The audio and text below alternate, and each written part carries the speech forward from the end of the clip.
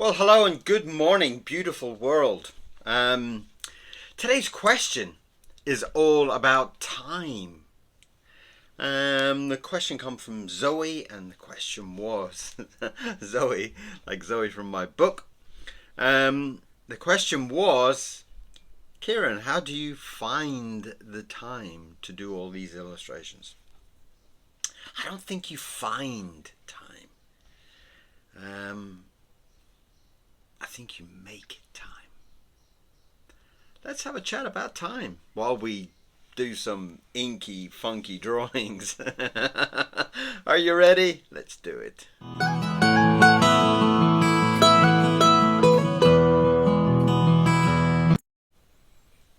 Well, hello. So, time is today's today's themed discussion.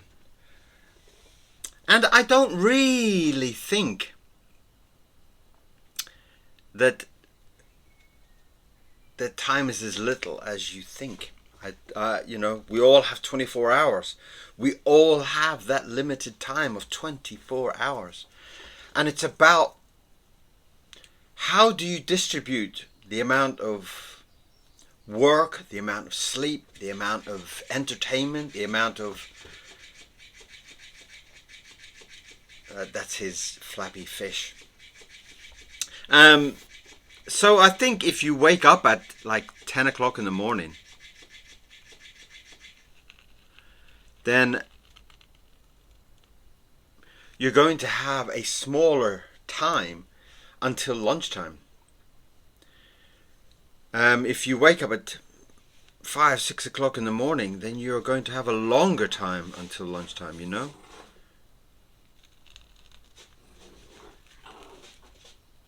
That's Mr. Miro growling in the background. What are you growling at? So I do think that time is something that you adjust. You make the time. If you want more time to do something, then wake up earlier. Kind of embrace the day earlier. Start your mindful journey earlier, you know? I do think that the day is yours, you know. And people have got their, some people have got their jobs to go to and their kids to deal with and their pets to look after and such. But adjust your time, write it down. For example, with me,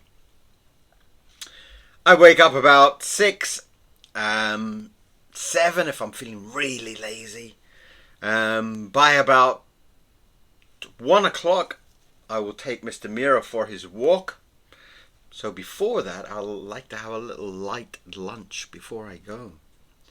So I know that I have from about, say it's a lazy morning and it's 7 o'clock. From 7 o'clock until, say, 12 o'clock, I have 5 hours. 5 hours to do with as I wish. Obviously, your times would be different. If you have to go to a job or something, then your time would be different. And then from that, you know that from about 1 o'clock, okay, usually it's an hour and a half, maybe 2 hours that I walk with Mr. Miro, and I'll come back. I'll come back about 3, and then from 3 until, I don't know, 6 o'clock, you have dinner. Then you're gonna have your dinner and you're gonna sit for an hour probably. So there you have a structure of a day, and the structure will be very repetitive, even in your day of going to work and coming back at a certain time and what. Do you have a lunch hour? Do you have a lunch break? What could you write something in your lunch break? Could you have a sketch pad and sketch out some learning in that time? And one of the things that really helped me from from being sick and going into a hospital and coming out was that I tried very hard to kind of adjust my daily times for everything. For example, I would have to do some form of exercise. For example, if I'd boil a kettle, then I would kind of jump or skip or do some kind of touch my toes until the kettle had boiled, which is 3 minutes. Now it might sound like madness, but it's 3 minutes. 3 minutes of what are you going to do? You're going to stand there and watch the kettle boil? Well, you could be doing something. In those 3 minutes, you could be practicing how to draw a hand. Now, if you see some of the short videos that you watch online, for example, when I post up some of my shorts are like 30 seconds, 1 minute. Sometimes they're 3 minutes. So if you were to sit there and watch a couple of those little short videos that people put up, those little funny videos that people put up, those little kind of think about your life videos or whatever you're into, those little videos are taking up minutes of your day. Now, you could kind of like, you know, however you want to kind of approach your day. But I always think that those minutes are valuable.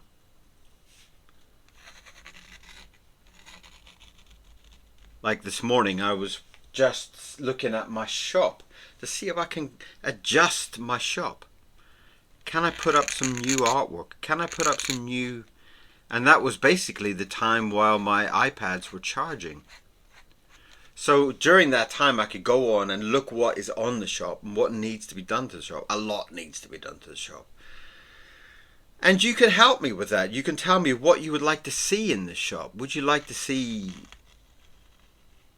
like AirPod holders, covers? Would you like to see shoes? Would you like to see blankets and towels? Would you like to see cups and t-shirts? What are you interested in? What would you like to see more? And that would help me a lot. So in that time that I'm waiting for my iPad to charge, I don't just sit there and stare at the dog. I will try to evaluate the shop. What could I do? What can I do better in the shop? What can I add to the shop? What are people looking for in the shop? So I would say make your time is a better way of dealing with time, is to make it. Adjust your day. Adjust your minutes. And that way you will find that time will not have a control of you, but you might have more of a control of time than you ever thought. For example, I draw all these drawings with ink and paper, which means they need to be scanned. So when I'm scanning, I will also have little tasks to do. There will be some little things to paint. So I will push the scan button and the scan will go bzzz, and all that time I will be touching up my paintings. So lots of little things can be adjusted to make your day a very active day.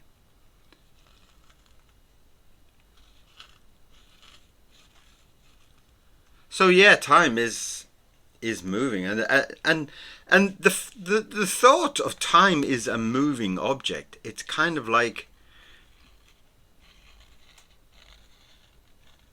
you know, time is like a car that's on the side of a mountain, and it's a very heavy car, and you've taken the brake off and it's moving down the hill. Now, there is nothing you can do to stop it. You cannot stop time. It is inevitable that it will keep moving like a very heavy truck or car that's on a hill that's coming down. You can stand in its way, but you will just get knocked out of the way. You will get punished. in the same way that if you try that with time, you will end up you will lose out. So try to work with time. Try to see time as a moving object, and you must move with it. You must move to best benefit you.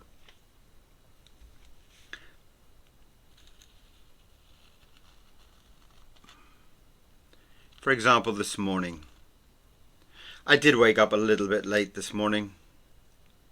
I had woken up and Mr. Miro was actually lying on top of me. And I'm not making him an excuse, but he was lying across my legs and he looked so peaceful that I didn't want to just jump out of bed and get excited about drawing. So I was very kind of like, okay, well let him sleep for another 10 minutes. And my reason was that I really wanted to have a bit of a shave. So by adjusting my time and letting Mr. Miro sleep for an extra 10 minutes, I didn't go and have a shave. I can't have both. Do you see my point? You can't have both things and still have extra time. So I thought, well, let's just go like a scruffy monster again to the park. People probably see you as the weird artist anyway, so if you're a scruffy weird artist, it makes no difference, right?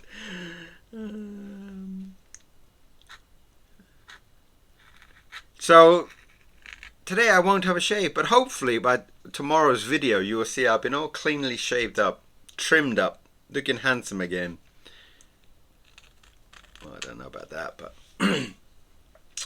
so that is the way I adjust my time. So Mr. Miro had an extra 10 minutes sleep. I didn't have a shave, but by doing so it did not affect the rest of my planned day.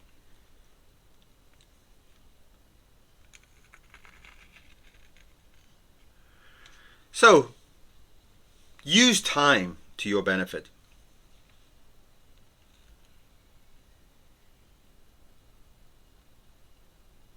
Now, if you sit there in the morning with your breakfast and you have the television on, it's for sure you're going to be sitting there a little bit longer than if you're sitting there without. I have a television, but I don't think I have turned the television on in probably years. It has been years I have never turned my television on. And yes, I used to have things like Netflix and stuff like that. But it's like, why on earth would you waste your time watching somebody else's story when you could be writing your own story?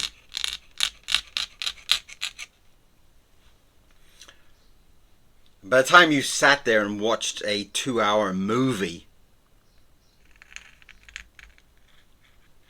okay, you enjoyed it and it was pleasurable. And it's okay to do it once in a while. But if you do it regular, the person that loses out is you. And every 2-hour movie that you sit to watch is 2 hours out of your life. Now remember, your life also has a time, as in a day has a time. So your life might be 100, luckily if you are. You might live till you're 100. So every 2 hours that you waste watching a movie, click, click, click, click, click, click, it's your time that's running away. So think about it. Think about what you're doing with your life and your time, because time is yours.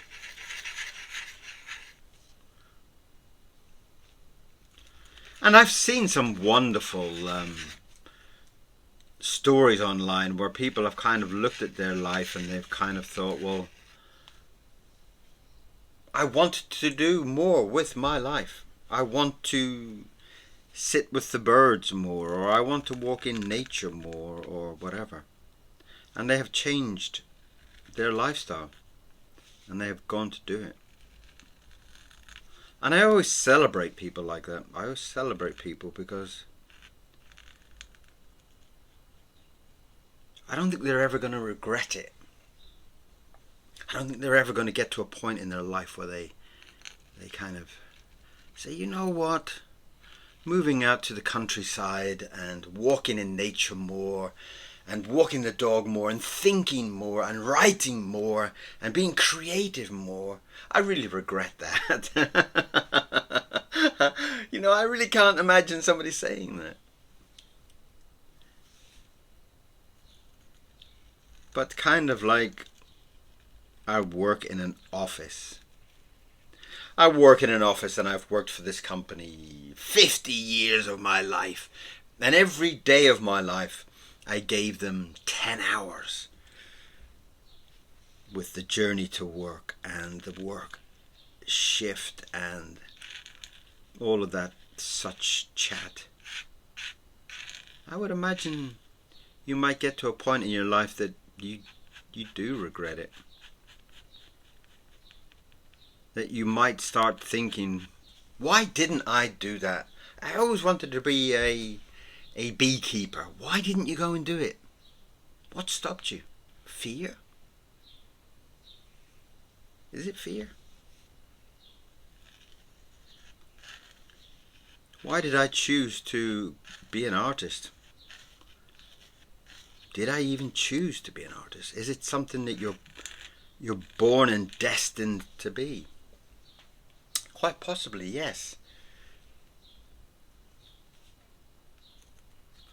I do feel that I couldn't really have been anything else.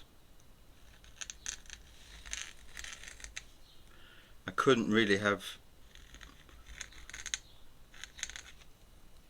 done a different job.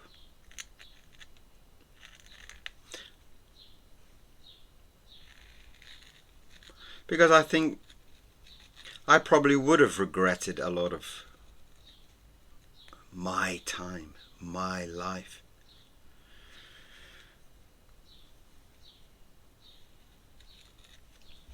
If I'd got to the age of like 80 and, you know, and I'd look back over my life, I might have been very regretful if I had chosen a different profession.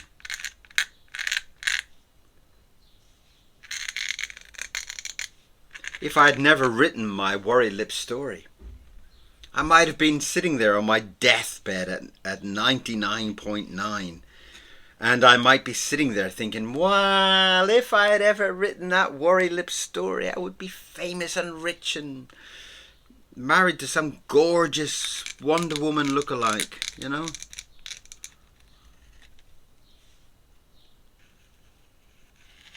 And I don't think you should use time to get to that stage where you're kind of looking back with regret. So if there is a book in your mind, if there is a dream to be a painter, if there's a dream to be whatever, I strongly suggest go and do it. Go and do it.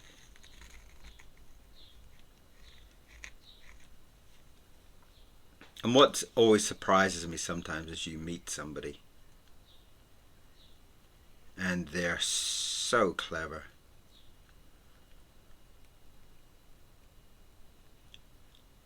But they don't really want to do anything with their life.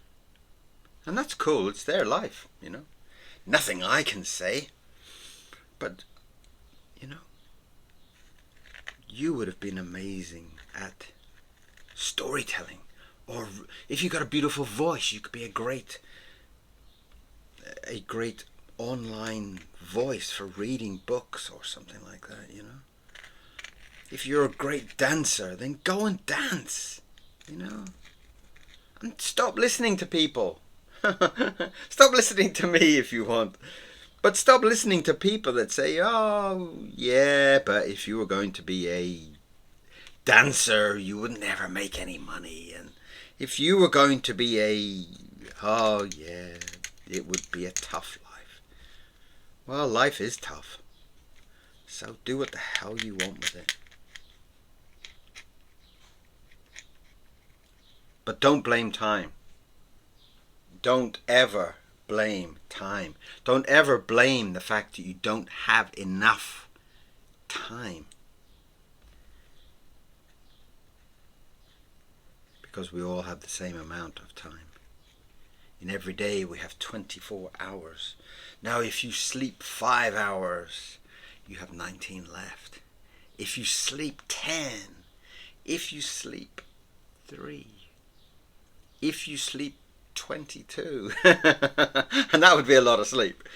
But if you do, that was your choice.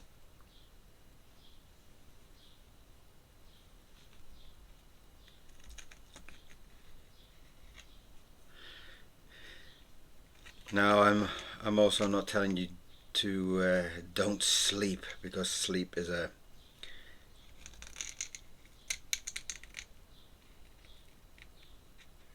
sleep is needed. Sleep is needed. Although I'm not really the best of sleepers. I'm not really a great sleeper at all. Especially when my head talks so much. My head is constantly giving me ideas of, why don't you do this, and maybe you could do that, but at the same time I only have 24 hours, just like you.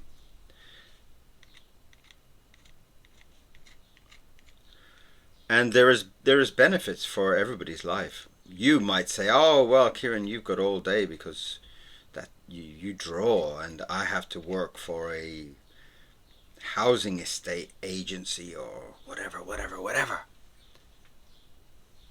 But at the end of the day, you have bonuses for that. You have bonuses that every single day you're being paid by a company.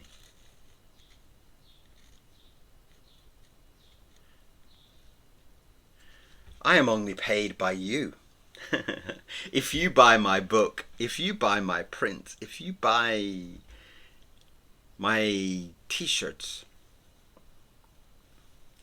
then I get paid. So it's very, very different.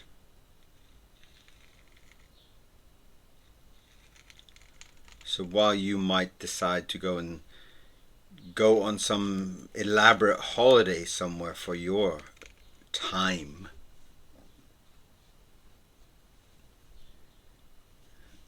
I wouldn't.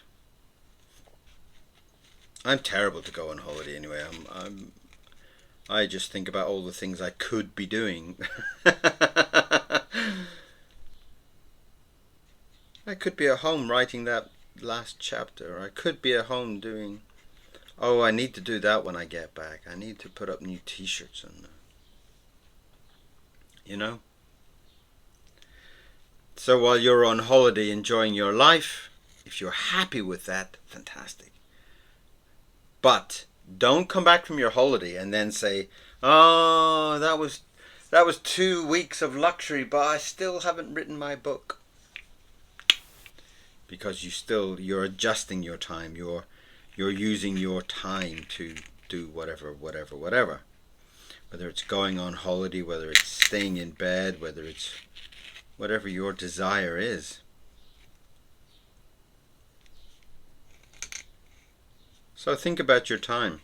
Think about what you do with your time. And are you happy with what you do? Now that is the pivotal point. The pivotal point is, are you happy? Am I happy to sit and draw? And draw and draw and draw and draw, and nobody buy those drawings, nobody buy my books, then yes, I'm still happy. I'm still very happy that I'm drawing a wonderful illustration here of Norman at that pivotal point where he has one girl on one side and one girl on the other side. And it's a very, very, very important moment. He visualizes this dilemma. And he's holding his heart. It's almost like the trophy between these two entities. And I've got a little bit of a push and pull in there with the two ladies kind of pushing each other out of the way above his head. And that, for me, is a very beautiful moment in the story. And it really is more important than anything else that I could do today.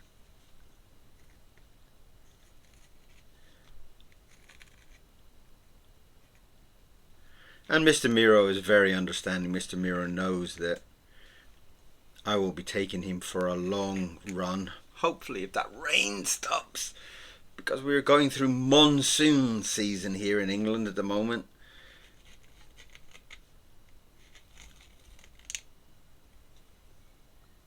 And that is the most hated season for Mr. Miro. When it rains constantly in England. And today it has rained constantly. Mr. Miro wouldn't even go in the garden this morning. It was so heavy.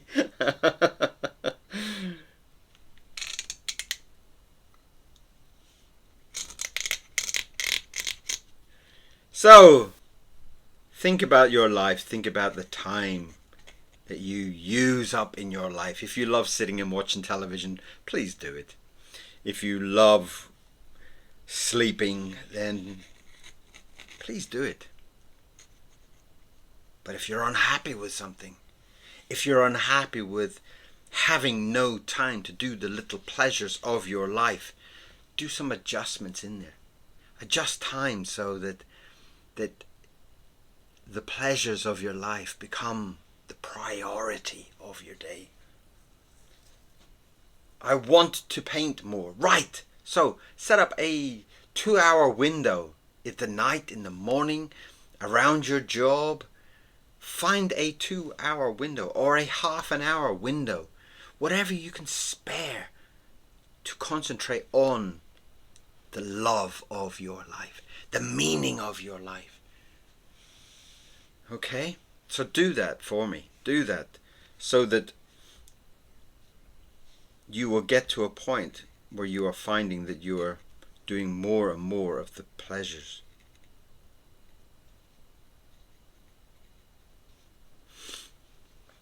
That's a lovely image. I almost kind of feel like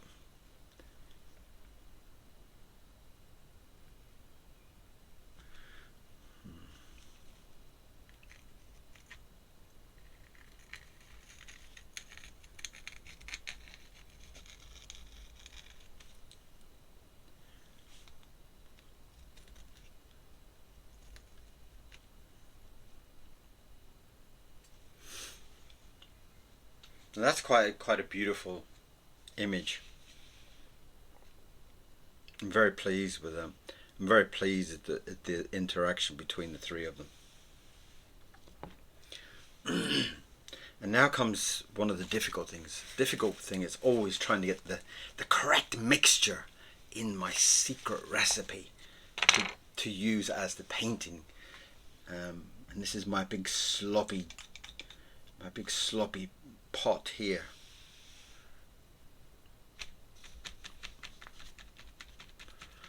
And no, I'm not going to give away the recipe.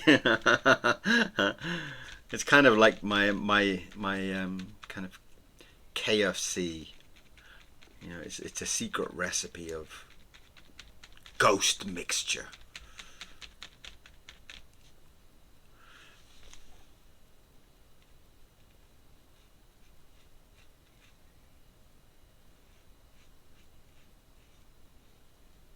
And I love the way that Zoe is kind of like pushing her away. I love this battle between the two ladies.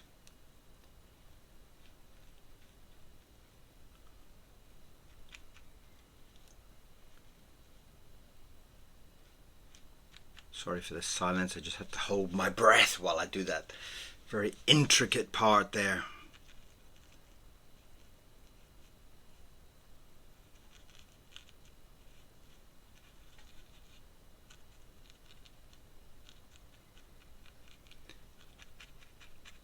So, thank you very much for your question of time today. It was a fabulous question.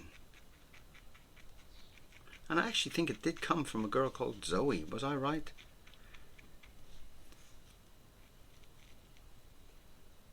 And Zoe, I'm painting you at the moment. That is Zoe there. How amazing is that?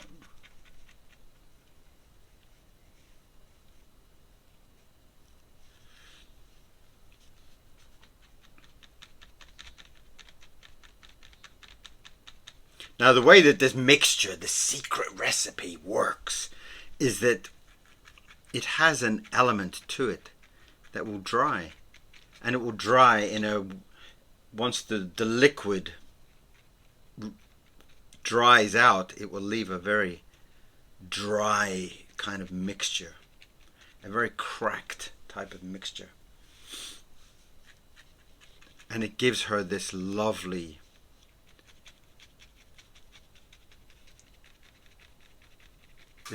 kind of soft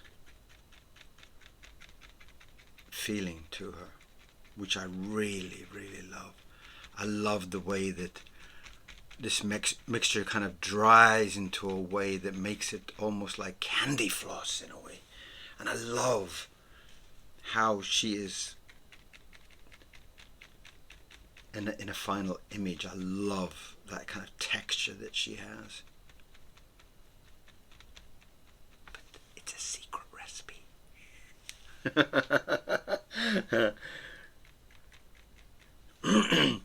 So there is this beautiful image. I'm almost tempted to bring something up here, but maybe I could.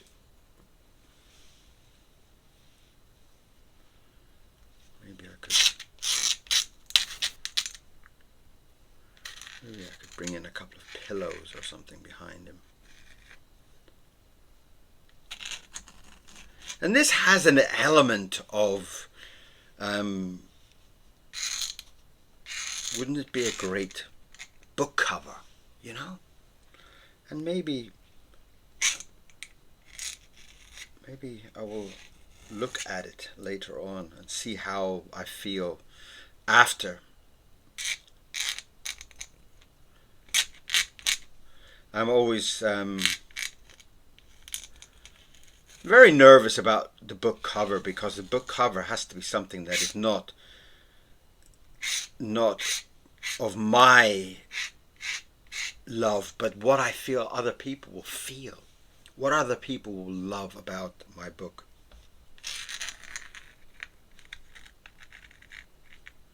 How other people would see my book if it was,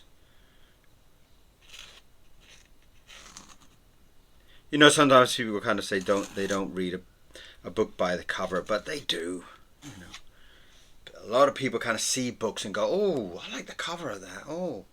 And so I do kind of feel like a book cover will either pull people in or repel them violently.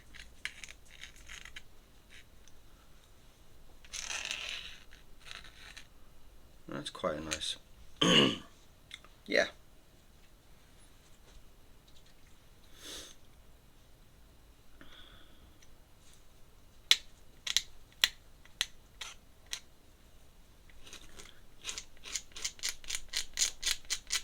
And I shouldn't really be signing these because they are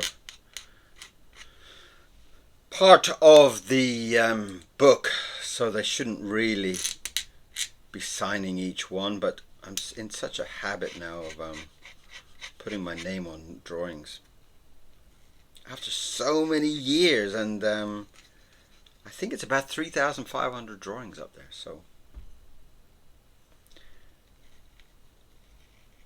thank you for keeping this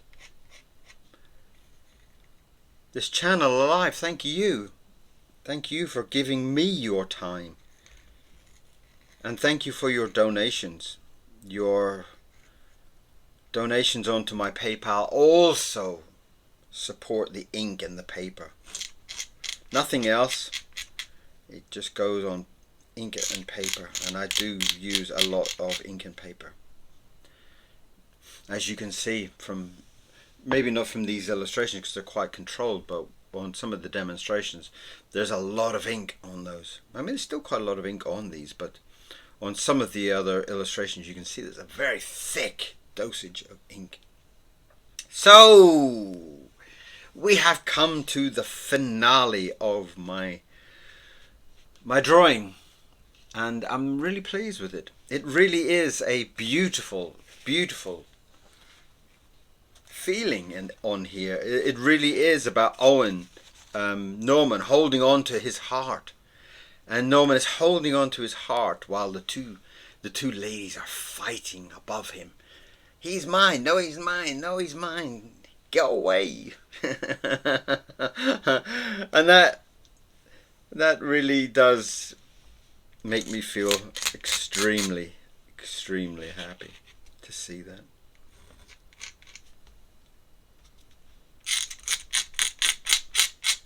So thank you very, very, very much for being here. And thank you for your donations. Thank you for your support. Thank you for your comments. Thank you for all of it. And I will see you again very soon. Okay? Come back for more. And I'll see you again.